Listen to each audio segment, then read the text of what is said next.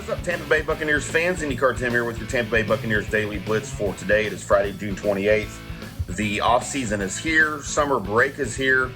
And, not a lot happening on the field, at least, or in the front office right now for the Bucs. But still some things we can talk about. The Bucs have been disrespected literally around the entire country. Every national media outlet, every national publication, website, whatever. They're undermining the Bucs' efforts this year. They are underestimating the Buccaneers, the talent on the roster, the coaching staff, Jason Light, the GM, and that's all fine. That's been happening to the Bucs for a while. But I wanted to talk a little bit today about the Bucs and their philosophy, I guess, their plan to run it back after last year. If you consider last year a success, that's great. 9-8, you win the division, you win a playoff game against the quickly sinking Eagles. It was a dominating win, 32-9 on your home field at there in Tampa. And after all the things they went through, the slow 4-7 start to the season, for Baker Mayfield to find his stride late and to finish the season 5-1, to win the division at 9-8, to win a playoff game, of course that's a successful season, right? Not a big fan of the 9-8 overall record, but you're in a weak division and you won it, and that's what matters. That gets you into the playoffs. The Bucs are on a pretty good streak, all things considered, this season. They're let's say this decade, they've been on a streak.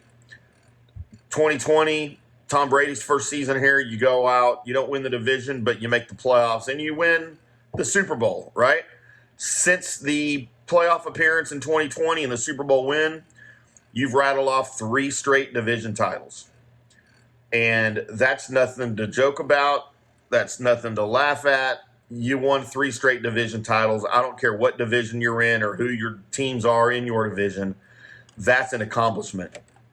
So based on all of that, Jason Light decided that he would largely bring back the roster from last season with a few tweaks, but your mainstays are still here. You re-signed Baker Mayfield to a 3-year deal. You very importantly brought back Mike Evans. You made Antoine Winfield Jr. the highest paid safety in the history of the league, which is nothing to laugh at. He's your team's best defensive player last year. And so that was important to do. I think he's made all the right moves. The one thing that he failed to do, or that the team failed to do in the offseason, was to make a big splash outside of the team in free agency. What would that have entailed? I don't know. For the Bucs, maybe one of the running backs that were out there. Pick one. It was the best, probably the best free agent running back class that we've ever seen. Maybe that we'll ever see again for a long time. And could the Bucs use an upgrade at running back? Maybe. They had the worst running game in the league last year. Is that Rachaad White's fault? Probably not. Blame a lot of that on the offensive line. Blame a lot of that on Dave Canales' offense. But whatever the reason, it was a fact. The worst rushing game in the league last year. Have they corrected some of that? Is Bucky Irving going to help out with that? Possibly. The 4th-round draft pick out of Oregon is a big guy. He's good. How will he fit into the offense here? We don't know. You brought Baker back. He had a career year last season. Will that continue under new offensive coordinator Liam Cohen? That remains to be seen. How will Liam Cohen deal with the passing game? Well, we know that Chris Godwin is moving back into the slot, which is where he has found most of his professional success. And I think it was probably long overdue. I think that's where he belongs.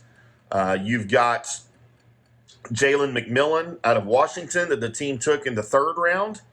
I think he's going to be a big part of the passing game opposite Mike Evans there on the other side. So all in all, I think they made the moves they needed to make without having to spend the money on a big-time free agent, without having to, go in and use a bunch of money. They don't have it really very few teams have a ton of money under the salary cap right now, and the Bucs are one of the ones that don't.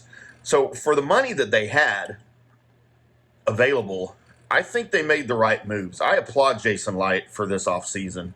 One of the outlets that does not, and they were calling the lack of a big-time free agent move for the Bucs a red flag, and that's Cody Benjamin with CBS Sports. Cody Benjamin wrote, and I quote, "Rather than reallocate big money commitments, Tampa Bay prioritized re-signing its own this offseason, which nicely rewards veterans like Baker Mayfield, Mike Evans, etc. for their scrappy playoff run. But can Baker Mayfield replicate his ball control with essentially the same lineup that barely escaped the NFC South?" End quote. And that's a valid question. But for what was made available to them, I think that the Bucs made all the right moves. I think the biggest moves they needed to make were to re-sign Baker Mayfield, to re-sign Mike Evans, to re-sign Antoine Winfield Jr., and maybe one of the biggest moves that is going very underrated here, I think, in the offseason is to not re-sign Devin White and let him walk away. That might be one of the biggest examples of addition by subtraction that we're going to see in a long time on any team in any sport.